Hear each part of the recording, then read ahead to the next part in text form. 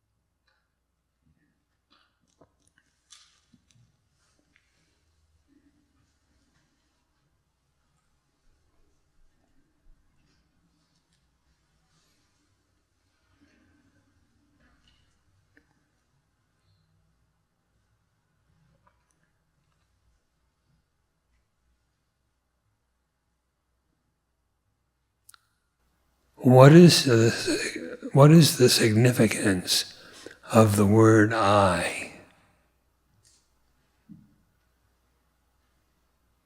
What is yourself?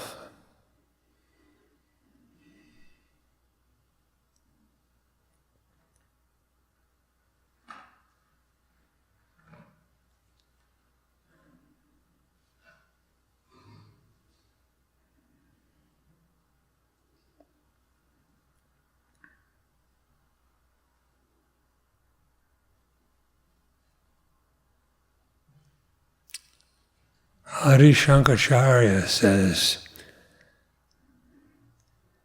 Jiva Brahmaiva Nabhara. The individual is Brahman and not another.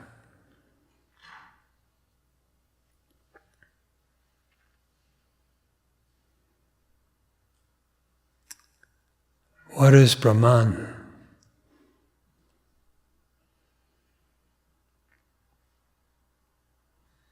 It is of the nature of existence, consciousness, bliss.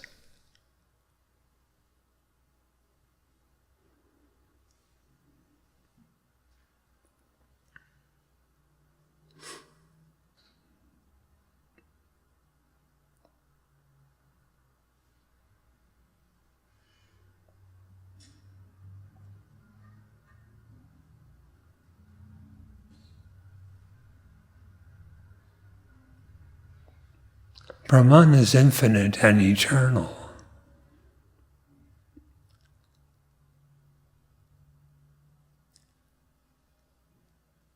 It is thus formless and changeless.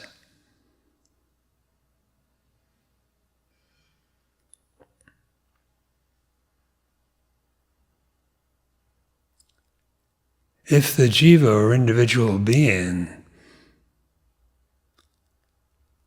is eternal, infinite, and changeless,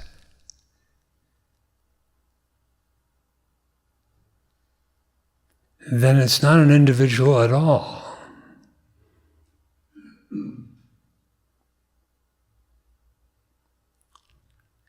It is unborn and imperishable.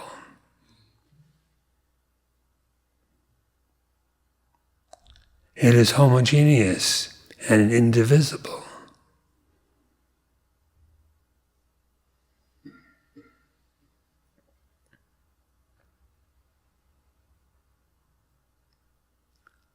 The existence, consciousness, bliss, all one thing.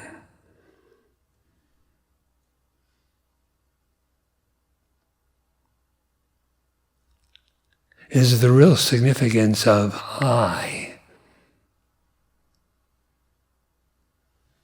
And you are not other.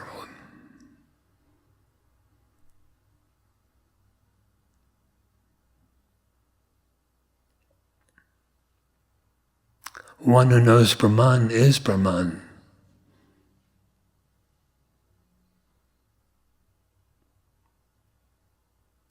There are not different kinds of self. One self alone exists eternally.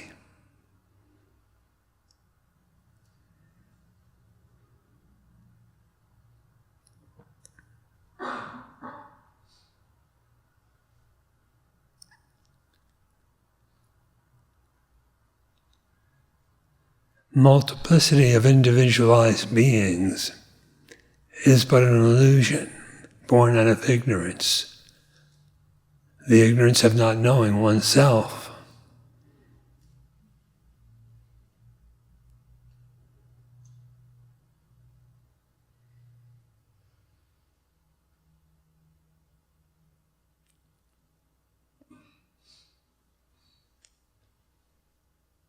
Turn your mind inward, that is, abandon the objectifying outlook,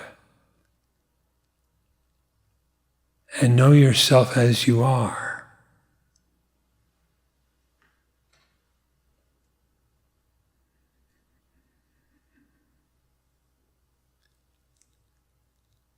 You are not a body, And the attributes of the body are not your attributes.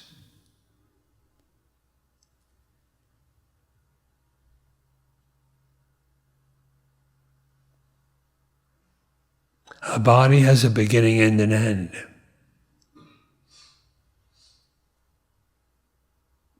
Did your existence commence with the body? Or with its cessation, will you cease to exist?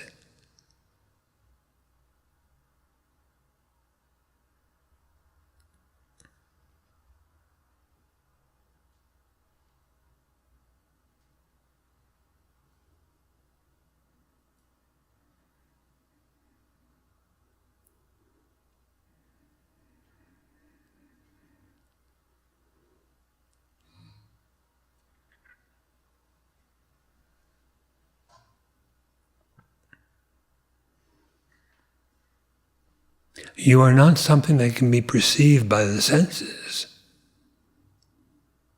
but your existence of the nature of consciousness does not depend on the senses to know itself or to be itself.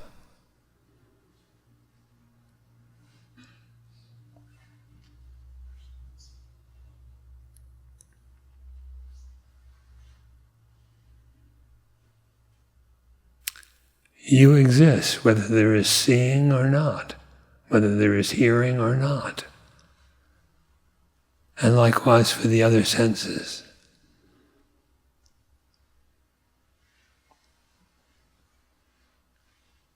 What is this existence?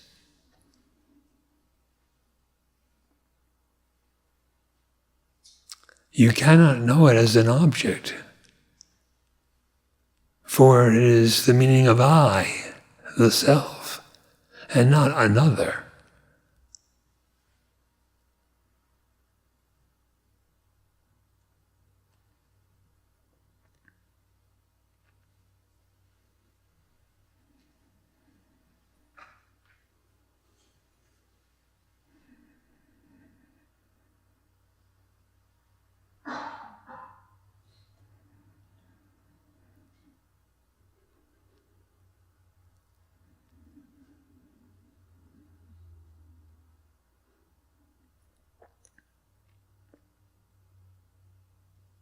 Just as you are not something perceptible by the senses, you are not conceivable by the mind.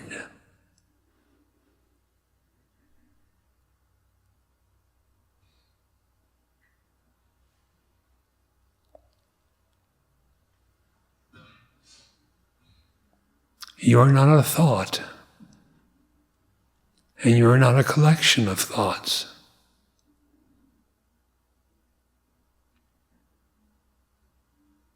You know the thoughts, but they do not know you.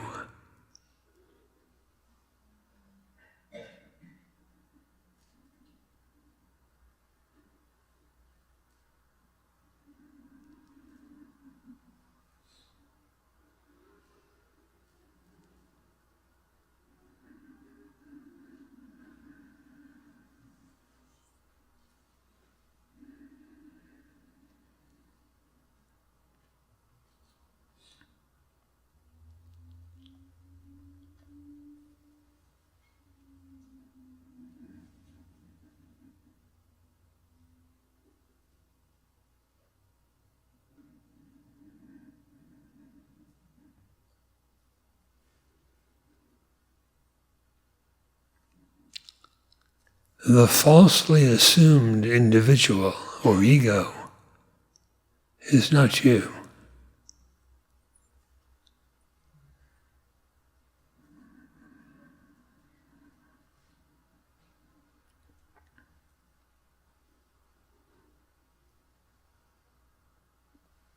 If you inwardly inquire to know the meaning of I,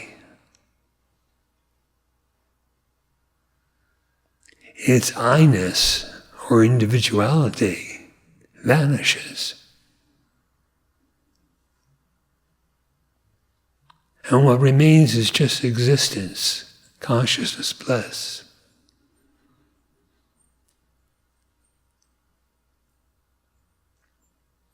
It vanishes because it is unreal. And the unreal is mistaken to be real, only so long as you do not examine it and inquire.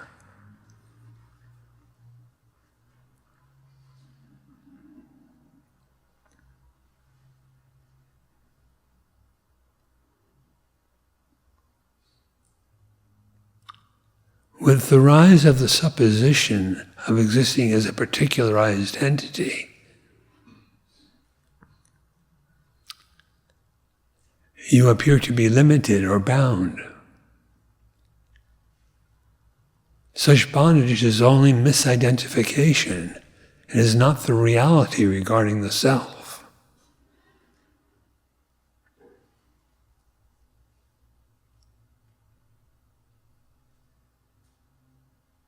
With ignorance comes bondage. With bondage comes suffering. The suffering is needless.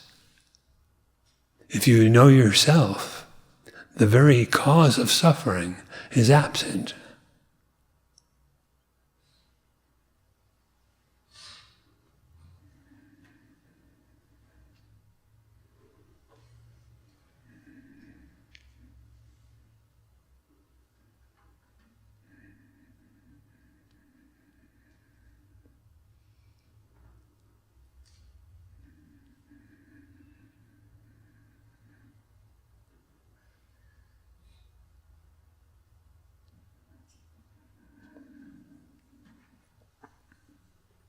For the sake of your happiness, therefore, and for the sake of your immortality, know yourself.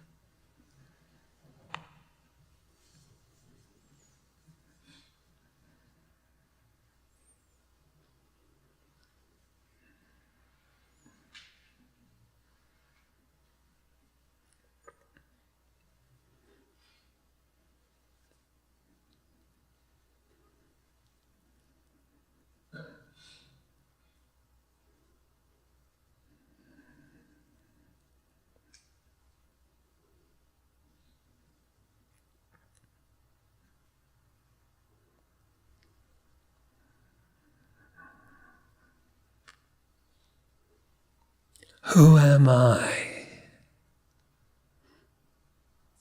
Ask the question of yourself.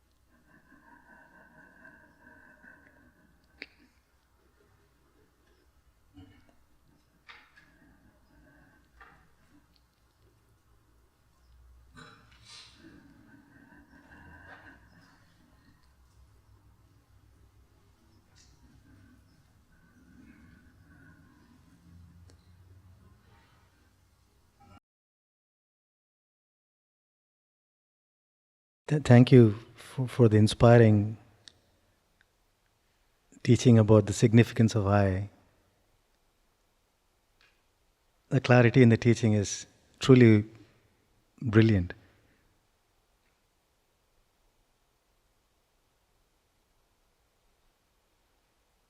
Reflecting on the significance of I beyond perception and beyond conception, and the teaching on Friday in the talks about sensory experience and all that the senses create, or the experience of senses is fully unreal without any substance whatsoever. But when going through one's own experience, it is clear that what is the existence which is ever real, which is changeless, which is partless, which is beyond, is confused to be with the sensory experience, which is that is the confusion, that is the ignorance, that the ever real self is somehow confused to be that which is moving, which is with senses, all the sensory experience and so on. And the truth of this is not that easy to grasp. I had a dream yesterday, and during the dream, everything was very real. All the senses, all the sensory experience, everything was very real. But as soon as the waking state, or when I wake up, there is no necessity for thought to indicate that that entire experience was unreal. The unreality of the dream was evident very clearly when upon waking. So the truth of what's being imparted seems very subtle. There's subtlety. Once the unreality of the whole thing has to be seen, like that experience of waking, discarding the dream experience as unreal. But the sensory experience, which is composed of the entire waking state and the dream state, going beyond that requires the subtlety of the mind. It is defined that truth is the subtlest of the subtle. It is both subtle and vast. It is self-evident.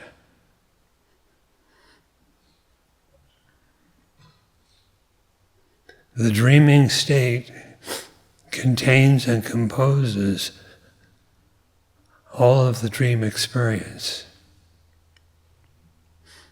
The dream senses are not real. The waking state is similar. There is the same subject and object relation. And as you knew the dream world by your dream senses, you know the waking world by your waking senses.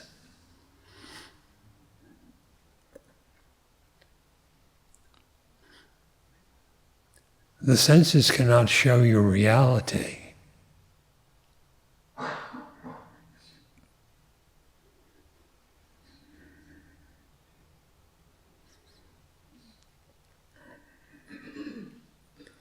You are not a product of the senses,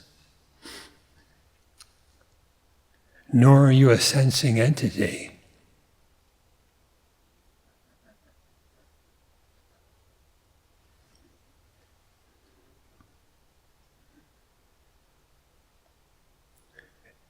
If neither the senses nor the world supposedly perceived by them is real, what is real?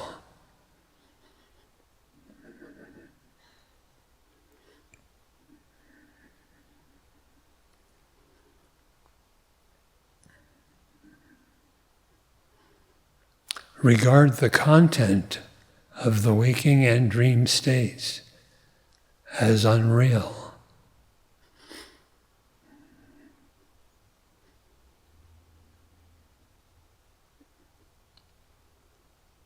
They are merely imagined.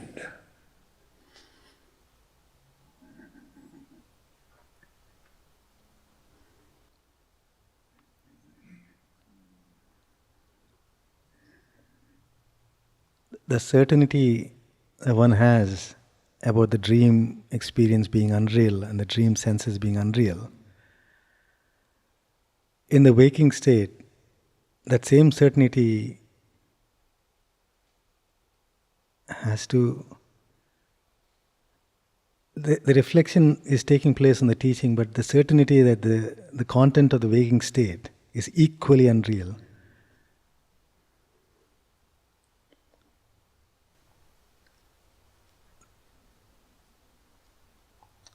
Yes, both states, waking and dream, are unreal.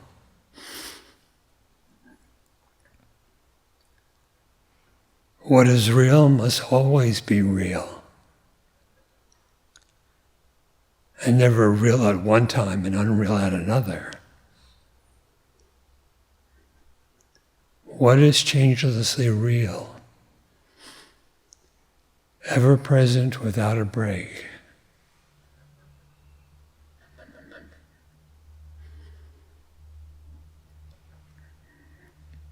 In deep dreamless sleep, the waking and the dream both vanish, but you do not vanish. You are neither something gross nor something subtle, neither of the waking nor of the dream. In deep sleep you exist.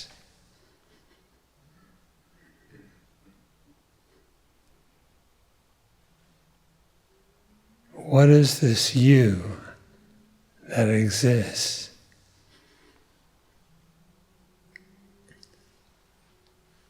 The same one exists now.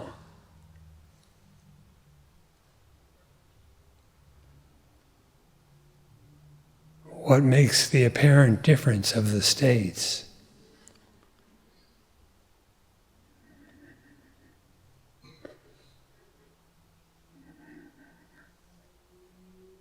There is I and this, and in deep dreamless sleep there is no trace of the I or this.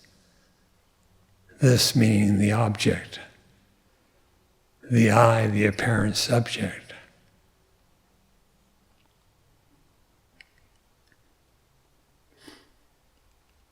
You are neither of them.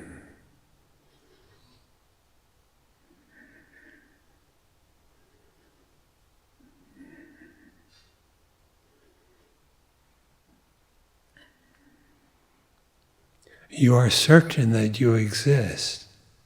You never doubt that.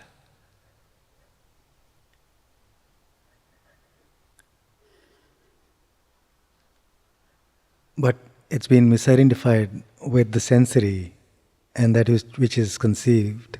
Who misidentifies? What is his nature?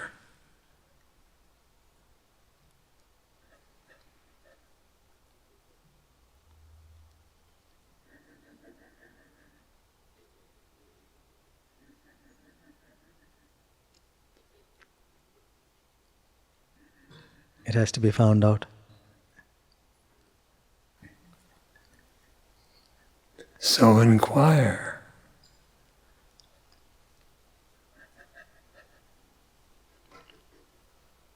Wake up from the waking state just as you wake up from dream.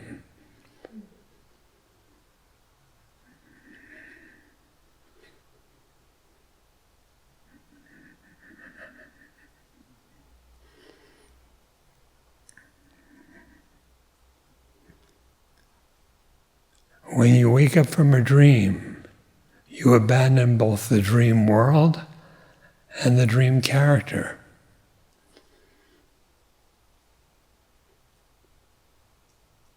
it is easy to wake up from. It's instantaneous. The knowledge is instantaneous. In the same way, abandon the concept of a world and of an I, the individual. The dream character you leave behind without a trace.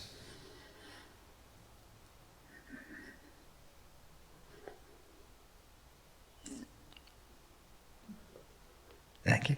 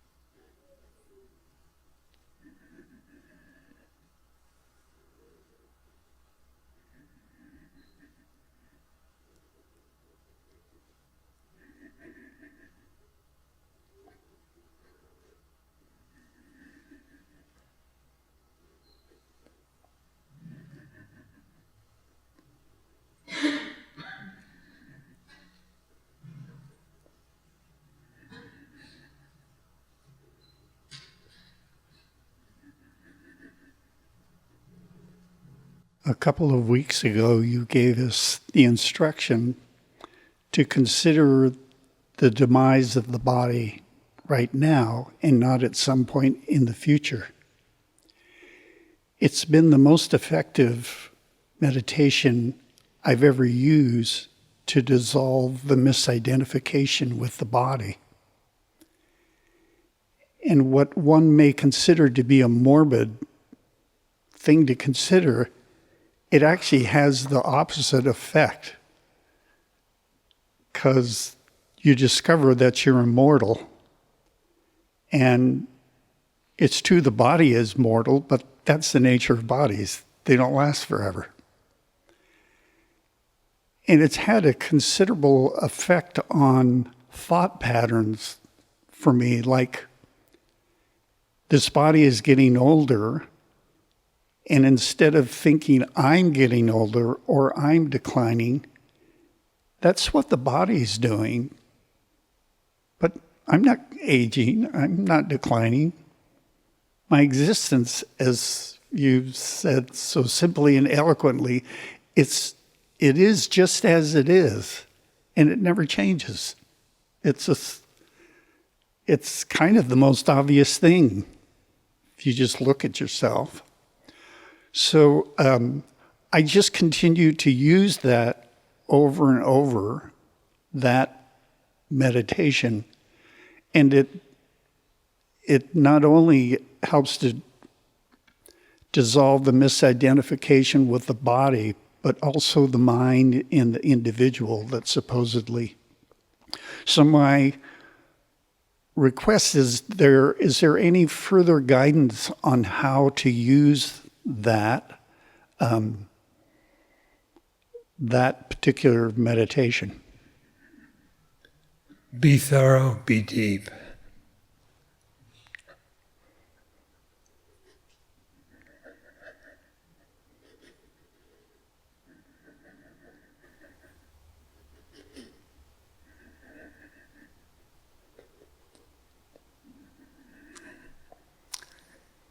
If you are not the body, then you do no action. When action seems to occur, that is not you being the performer of action.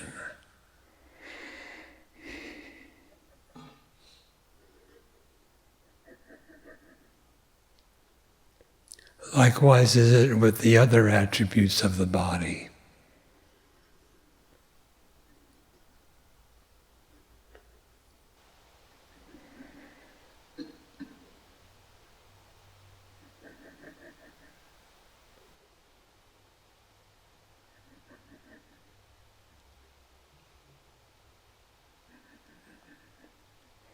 That's so incredibly freeing.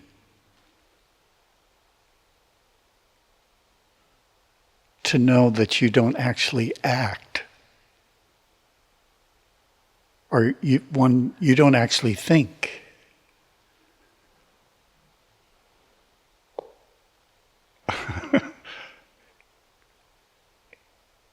As you said in one of the mandalas in self-knowledge, that one's duties in life become light as a feather. Because you're not really involved.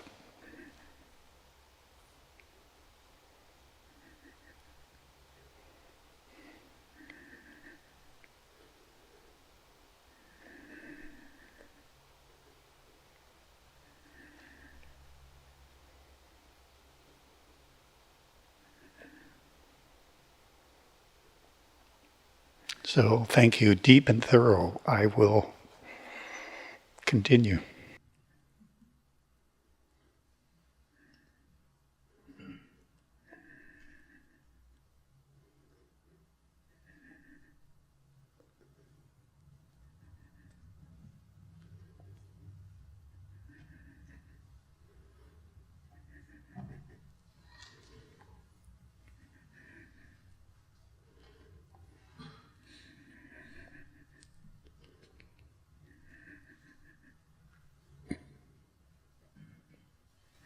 Namaste, Bhagwan.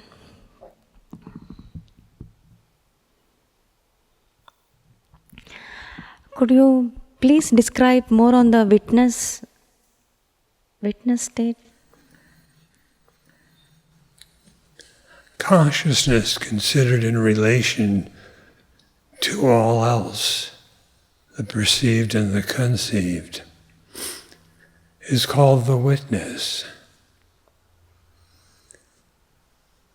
It is of an unmoving and self-luminous nature.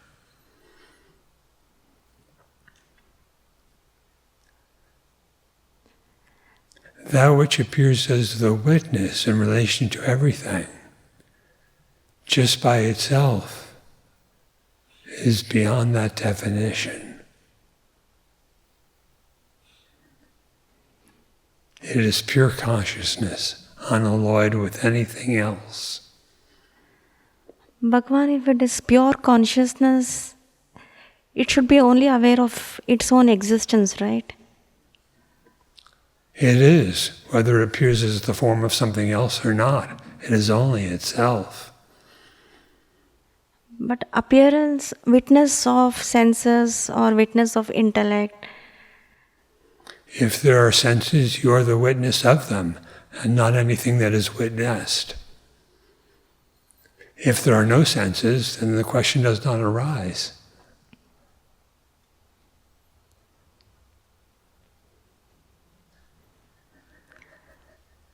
Bhagwan, that might be true for you, but we experience senses, experience every level of...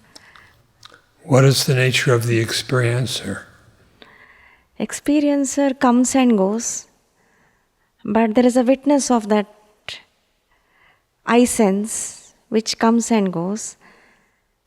And that comes and goes, but the witness remains to report on the coming and going.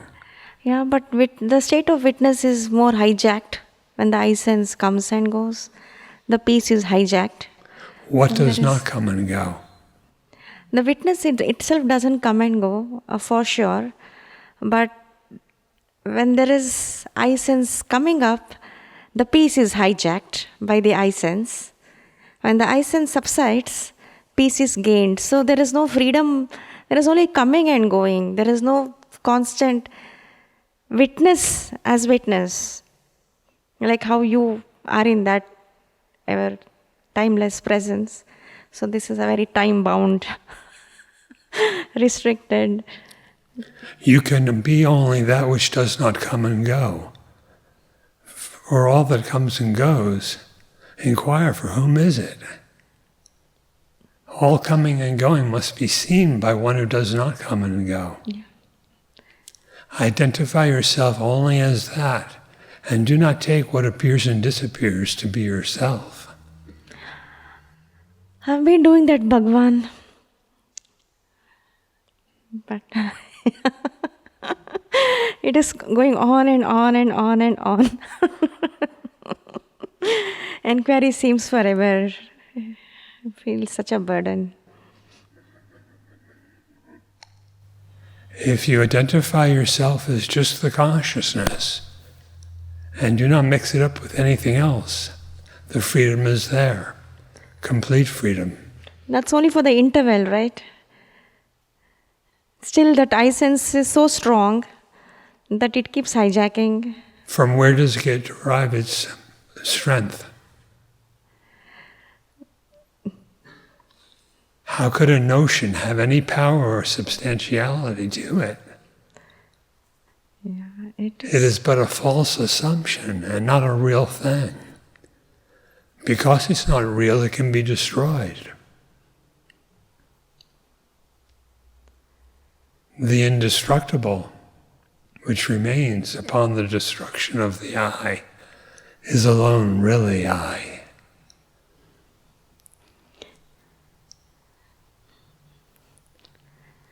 It is the witness of all, yet without witnesshood.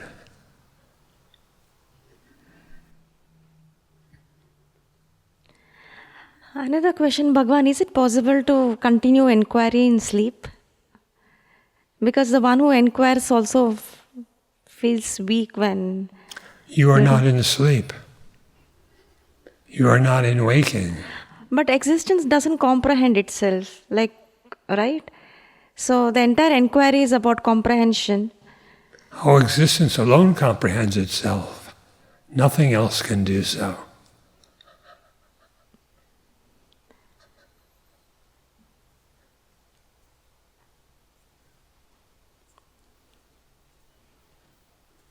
What is it that stands apart and says, I cannot know myself, I do not know myself? Yeah, conscious of itself, I agree. But the awareness slowly, as if the sleep is also a thought, it comes and it dulls the mind so just you fall asleep, that's it. And there is no, there is no conscious of being conscious. There is no awareness of existence to the mind. You do not sleep, you do not wake, you do not dream. Bhagwan, that's not my experience. Oh, but it is. I wish I could see from your eyes. If you cease to superimpose the attributes of what is not the self upon the self, you exist, but not in the states. Inquiry is the light of existence or consciousness turned in upon itself, but not as an object. So, can you inquire in the sleep state? You can inquire and realize you're not asleep.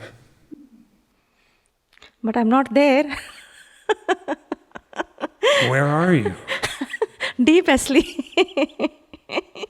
Totally unaware of, time or whatever you say. Right? Feel like a puppet to all these states. That somebody is pulling strings. You do not inquire in a state. You inquire and realize yourself beyond any state. Agreed, Bhagwan. In waking state, I think it's pretty evident that it's pure consciousness, but that doesn't extend to deep sleep or dream state. And when sleep takes over, the dullness and sleep arises like a thought, uncontrollable. And there is even the inquiry to be in that witness state also is not there. And I don't know how long this will go on. Whichever state you find yourself in, inquire.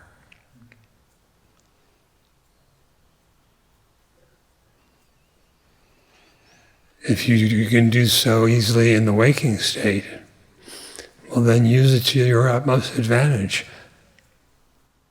Yeah. And if you inquire and know yourself in the waking state, since the knowledge is transcendent of the state, it will pervade the sleep and the dream as well. you stand beyond all states. Okay. So it is called the fourth, Turiya. But it's not a state, so it's Turiyatita, beyond the fourth. It is your being, your existence as it is.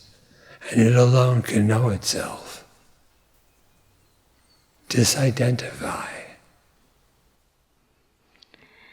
And Bhagwan, in your Timeless Presence book that you have written, you mention of these three chambers.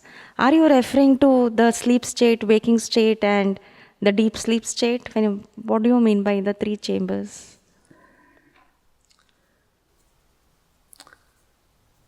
What is referred to in that passage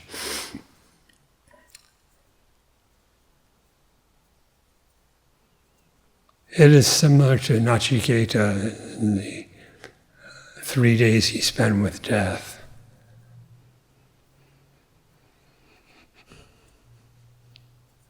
Upon his stay there, he gains the knowledge of immortal being. It is like that. What does it mean to being with death?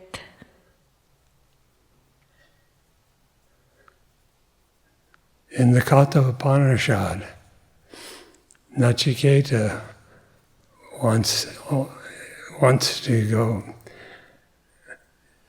Well, the story is that his father is engaged in a worship ceremony, and he is to give an offering to the priest there.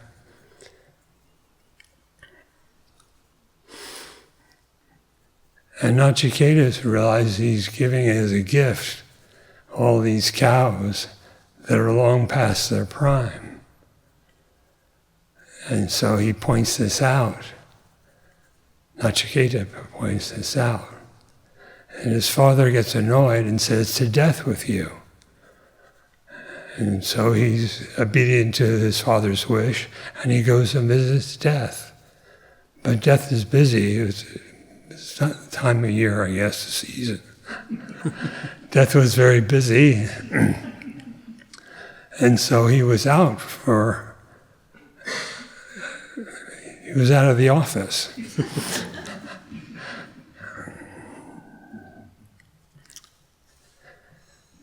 He was out for 3 days, during which time Nachiketa waited patiently in a detached fashion. When death comes back to the office where Nachiketa is in line waiting,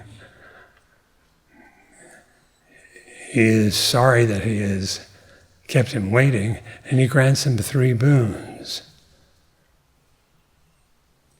The third boon is the one we are concerned with, because he wants to know what the nature of death itself is. He asks death, "What is death?"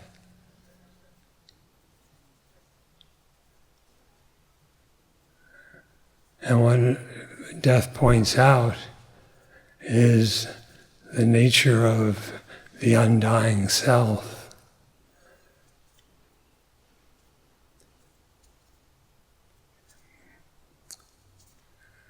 Death at first does not want to tell him about that. And he says to Nachiketa, "Why don't you ask for any other boon, anything you want, anything in this world, anything that would be considered delightful, etc." But Nachiketa doesn't want any of that. He just wants to know about the truth regarding death and what transcends it.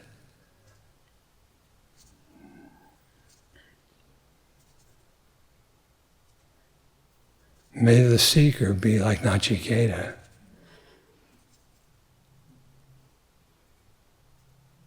Can I be that Nachiketa, Bhagavan? And you be that answerer?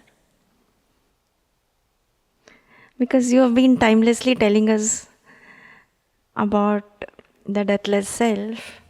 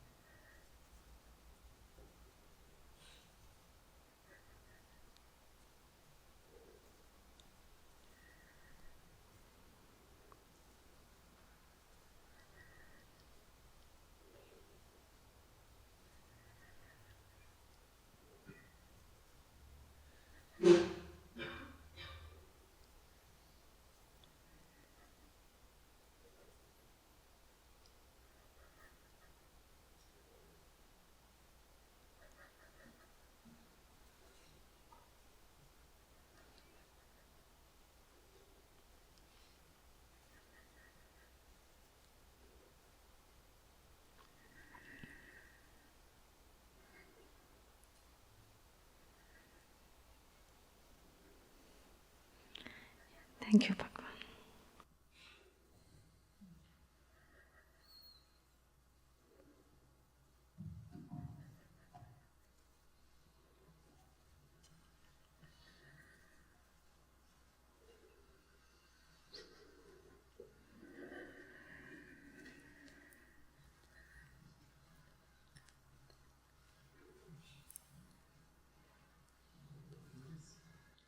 What is the purpose of the mind and the body in relation to the self? The mind and the body are not aware of the self, but is the self aware of the mind and the body? The self is ever aware.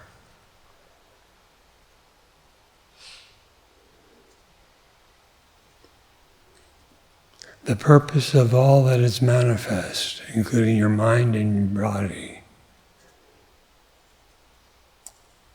is self-realization.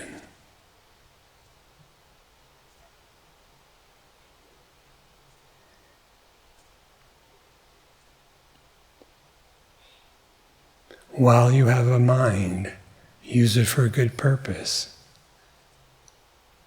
While you yet have the body, use it for a good purpose.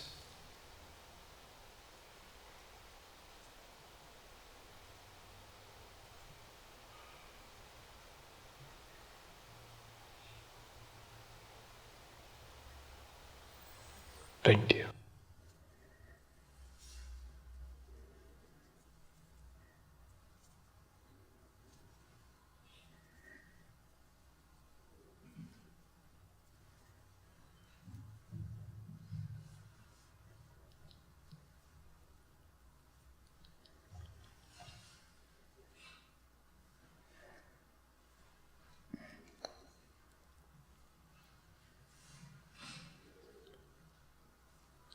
Namaste, Nomi.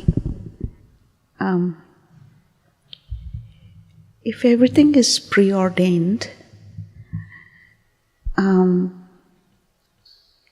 is the point at which we drop this identification and really identify with our true self also preordained?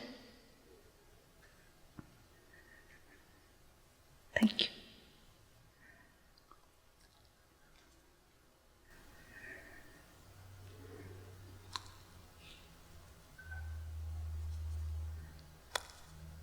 Saying it is preordained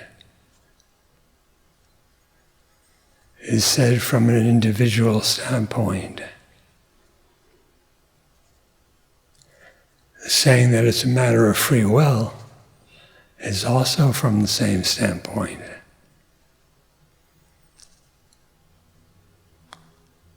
There is neither fate nor free will.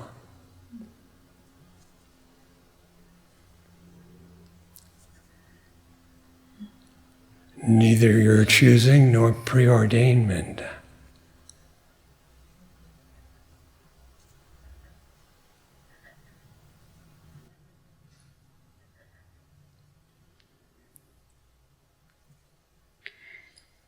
Just a follow-up on that.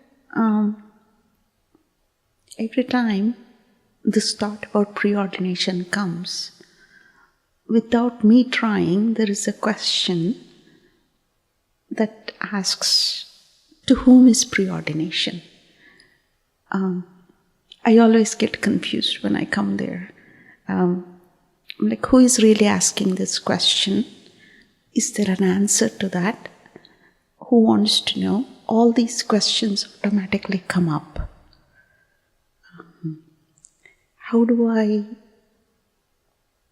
What method can I use to transcend that cycle I'm in right now? The inquiry itself focuses entirely on what is your true nature. Discerning that will answer all the questions, because it pulls out the root of all those questions.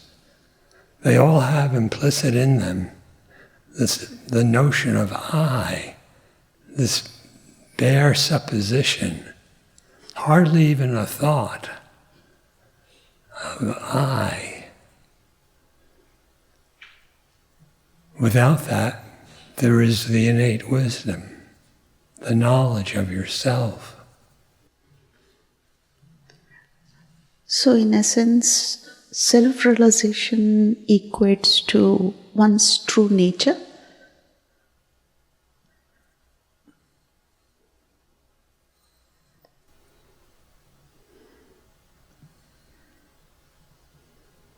And your true nature always is just as it is.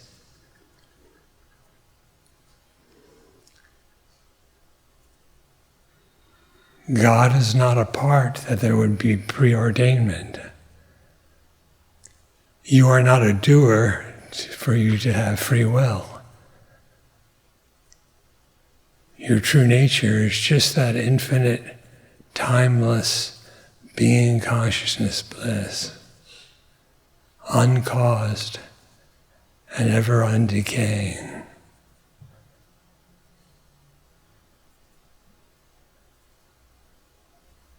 Gain certainty regarding that as your identity. Keep the focus entirely on what you are, on your identity, tracing the sense of identity to its source. So, do I ask, what is the source of I when I'm in this state? I mean, like, when these questions come up, I say, what is the source of I? Yes, that will do. Okay.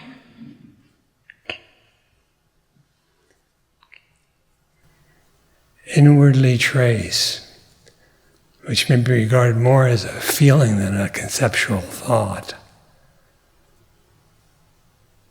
Trace out your true nature.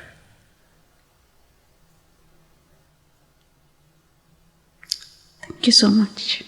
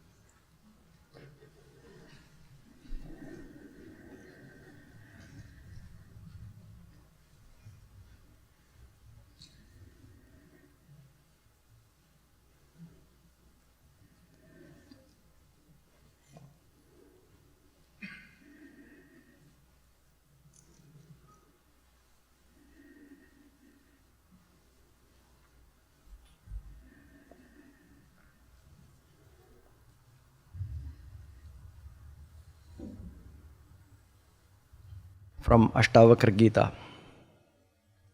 Ashtavakra Uvacha Tena jnana phalam praptam yogabhyasa bhalam tadha trapta swachendriyo nityam ekaki ramate tuyaha. Ashtavakra said, he has gained the fruit of knowledge as well as of the practice of yoga, who, contented and with purified senses, not being attached to any objects, ever enjoys being alone, as he is the whole universe, and there is nothing other than he. Nakadajit jagatyasmin tattvajño hanta khidyati yata ekena tenedam purnam brahmanda mandalam. Oh, the knower of truth is never miserable in this world, for the whole universe is filled by himself alone. Najadu vishaya kepi swaramam harshayantyami sallaki pallavi pretam ivebham nimba pallavaha. No sense objects ever please him who delights in the self, even as the leaves of the neem tree do not please an elephant who delights in salaki leaves. Yastu bhogeshu bhukteshu न भवत्यधिवासितः अभुक्तेषु निराकाङ्क्षी तादृशो भवदुर्लभः. Rare in this world is he on whom impressions are not left of things which he has experienced, or who does not desire things which he has not yet experienced. बुभुक्षिरिव संसारे मुमुक्षुरपि दृश्यते भोगमोक्षनिराकाङ्क्षी विरलो हि महाशयः. Those desirous of worldly enjoyment and those desirous of liberation, both are found in this world. But rare indeed is the great-souled one who is not desirous of either enjoyment or liberation. धर्मार्थकाममोक्षेषु जीविते मरणे तथा कस्याप्युदारचित्तस्य हेयोपादेयता नहि. Rare is the broad-minded person who has neither attraction for nor aversion to dharma, duty, artha, worldly prosperity, kama, desire, and moksha, liberation, as well as life and death. वाञ्छा न विश्वविलये न द्वेषस्तस्य च स्थितौ यथा जीविकया तस्मात् धन्य आस्ते यथा सुखम्. The man of knowledge does not feel any desire for the dissolution of the universe or aversion to its existence. The Blessed One, therefore, lives happily on whatever subsistence comes as a matter of course. कृतार्थो नेन ज्ञानेनेत्येवं गलितदीकृति पश्यन् शृण्वन् स्पृशन् जिघ्रन् अश्नन्नस्ते यथा सुखम्. Being fulfilled by the knowledge of the self, and with his mind absorbed and contented, the wise one lives happily, seeing, hearing, touching, smelling, and eating. शून्या दृष्टिर्वृथा चेष्टा विकलानीन्द्रियाण्य च न स्पृहा न विरक्तिर्वा क्षीणसंसारसागरे. There is no attachment or aversion in one for whom the ocean of the world has dried up. His look is vacant, his actions purposeless, and his senses inoperative. न जागर्ति न निद्रादि नोन्मीलति न मीलति अहो परदशा क्वापि वर्तते मुक्तचेतसः. The wise one neither keeps awake nor sleeps. He neither opens nor closes his eyes. Oh, the liberated soul anywhere enjoys the supreme condition.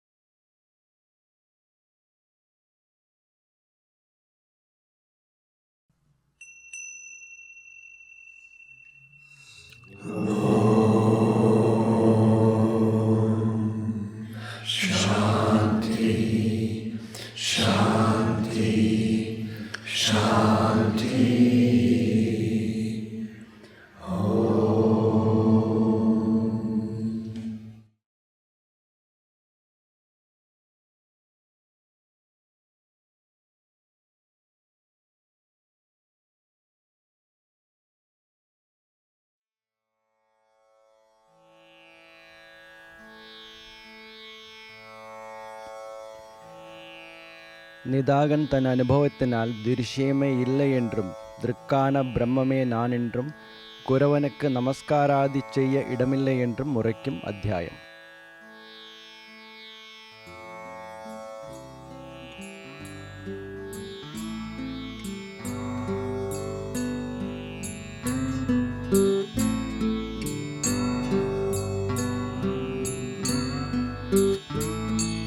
பேசவோனா அகண்ட பரமானந்தத்தை பெற்றவனாம் நிதகமுனி மற்றும் சொல்வான்.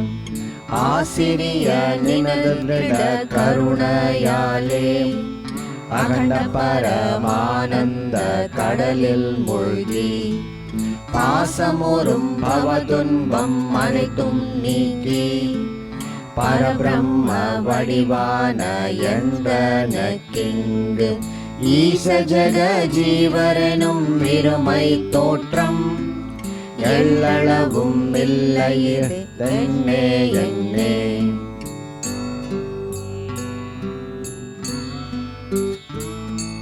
ஸ்தூலமென தோன்றியதாம் உடலும் காணேன், சூக்ஷ்மமென தோற்றியதாம் உடலும் காணேன், மூலமென தோன்றியதாம் உடலும் காணேன், மோகமென முதலியதாம் ஒன்றும் காணேன், காலமோடு தேசமுதல் எவையும் காணேன், கல்பிதமாய் தோன்றியதோர் அணுவும் காணேன், சால உபசாந்தமதாய் சலனமின்றி சண்மயமாம் பரபிரம்மம் ஆனேனையா.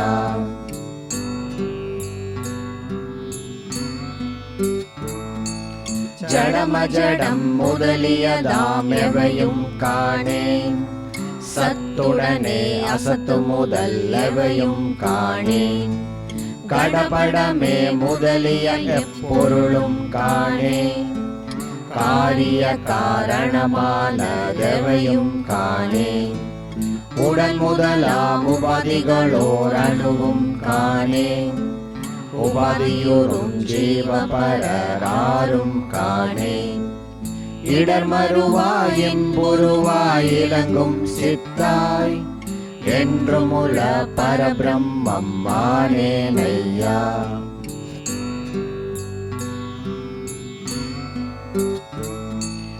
அரணயன்மான் முதலிய ஓருருவும் காணேன், அவர் புரியும் ஐவகையாம் செயலும் காணேன், சுரரசுரர் நரபிரியக்கவையும் காணேன், சூரிய சந்திரருடுமென்னவையும் காணேன், பரமிகமாய் பரவியதோர் அணுவும் காணேன், பரஜீவ ஜகங்களெனும் பகுப்பும் காணேன், வரமதுவாய் வானெனவோர் வடிவும் இல்லா வஸ்துவதாம் பரபிரம்மம் ஆனேனையா.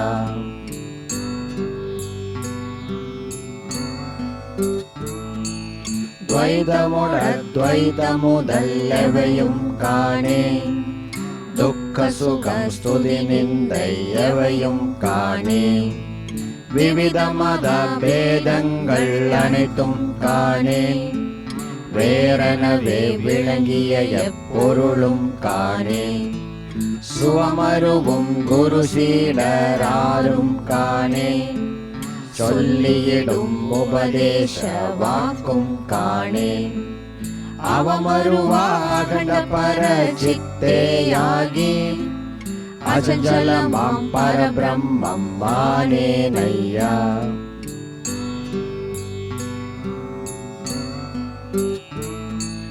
சலனமோரும் அஞ்ஞானம் அணுவும் காணேன், சந்தேக விபரீதம் அனைத்தும் காணேன், நிலைமருவும் சிரவணமே முதலும் காணேன், நிதித்தியாச முதலிய ஓர் நிலையும் காணேன், கலனமோரும் துவைதத்தின் பயமும் காணேன், கடக்கவோனா பவபாசம் அனைத்தும் காணேன், அலைவு பெறா அகண்ட பரசித்தேயான அத்வைத பரபிரம்மம் ஆனேனையா.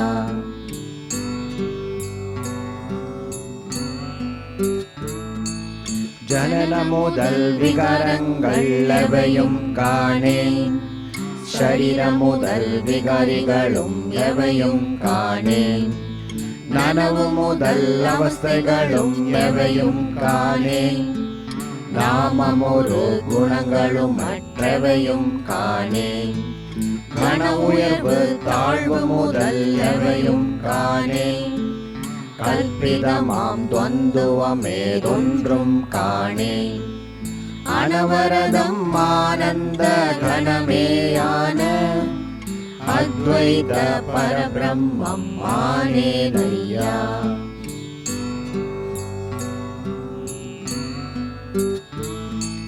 பூதமோடு புவனமுதல் எவையும் காணேன், பொறிகளோடு புலங்களும் மற்றவையும் காணேன், வேதமோடு ஸ்மிருதி முதல் எவையும் காணேன், விதியுடனே நிஷேதமும் மற்றவையும் காணேன், ஜாதியோடு நீதி குலம் எவையும் காணேன், சாதிக்கும் கர்ம முதல் எவையும் காணேன், ஆதிமுடி ஒன்றுமில்லாத கண்டமான அத்வைத பரபிரம்மம் ஆனேனையா.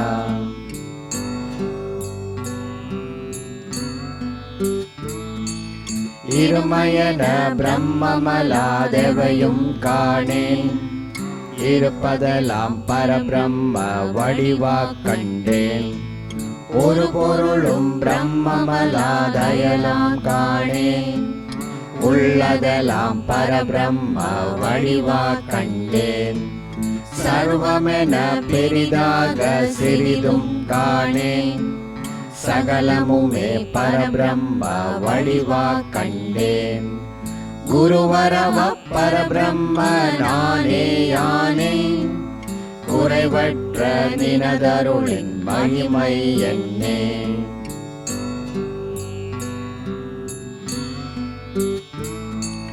சத்போத சுககணமாம் பிரம்ம நானே, சலனமிலா சாந்த பர பிரம்ம நானே, தற்போத சூன்யமாம் பிரம்ம நானே, தன்மயமாய் நின்ற பர பிரம்ம நானே, கல்போல அசைவற்ற பிரம்ம நானே, களங்கமிலா அகண்ட பர பிரம்ம நானென்று எப்போதும் பழகிய என் நிச்சயத்தால் இருமையிலா பரபிரம்மம் ஆனேனையா.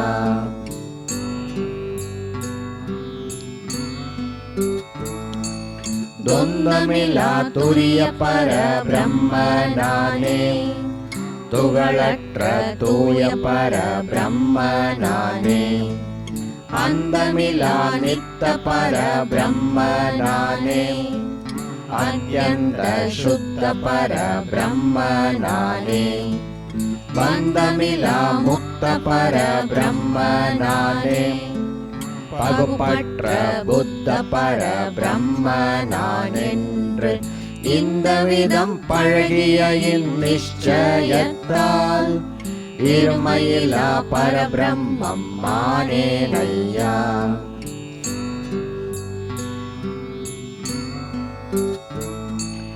நிகில அதிஷ்டான பர பிரம்ம நானே, நிகிலமுமாய் நிகழ்கின்ற பிரம்ம நானே, அகில விலக்ஷணமான பிரம்ம நானே, அனைத்துமில்லா அத்வைத பிரம்ம நானே, சகல பரிபூரணமாம் பிரம்ம நானே, ஷட்பாவ விகரமிலா பிரம்ம நானென்று இகழ்வரவே பழகிய நிச்சயத்தால் இருமையிலா பரபிரம்மம் ஆனேனையா.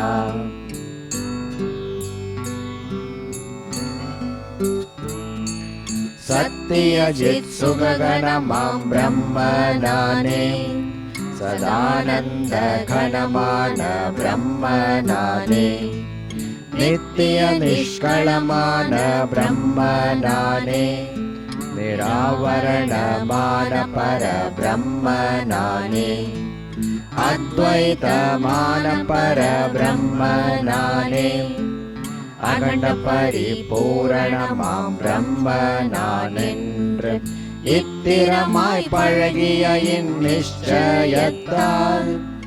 இருமையிலா பரபிரம்மம் மானேனையா.